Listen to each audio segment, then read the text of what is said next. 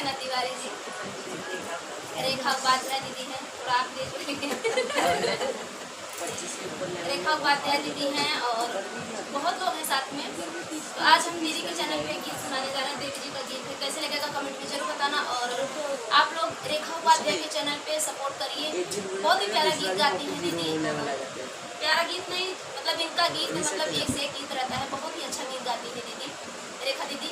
तो आज हम दोनों बहनें अर्चना तिवारी और वंदना दुबे रेखा उपाध्याय के चैनल पे एक बहुत ही प्यारा छोटा सा देवी जी का गीत सुना रहे हैं।